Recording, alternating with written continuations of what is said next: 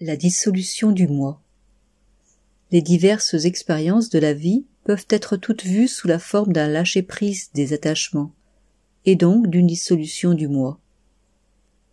Sous ce terme, l'on entend la perte, partielle ou totale, du sens de l'identité séparée, de tout ce qui fait que je m'appelle moi et me désigne par mon corps et ma personnalité.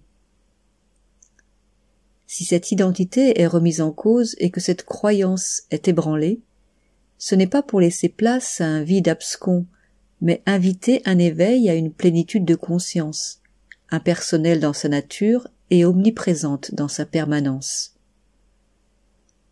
Toutes les contrariétés sont des opportunités d'abandonner le désir que les choses soient différentes de ce qu'elles sont. Il ne s'agit pas ici d'une résignation, mais d'une intelligence nouvelle qui n'entre pas en conflit avec la réalité de ce qui est, mais l'épouse et fusionne avec elle. Lorsqu'une situation est pleinement acceptée, le « je-conscience », immuable connaisseur du monde, s'affirme comme détaché de cette situation qui est contenue en lui, mais n'est pas lui.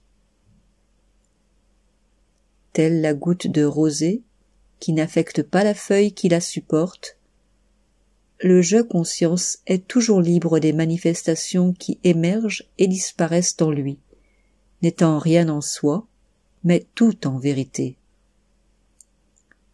Ce mélange apparemment incompatible du rien, de l'absence du moi et du tout de la présence du soi peut être vécu à chaque instant, dès lors que les attentes et projections diverses créées par le mental se résorbent dans la silencieuse attention qui les contient.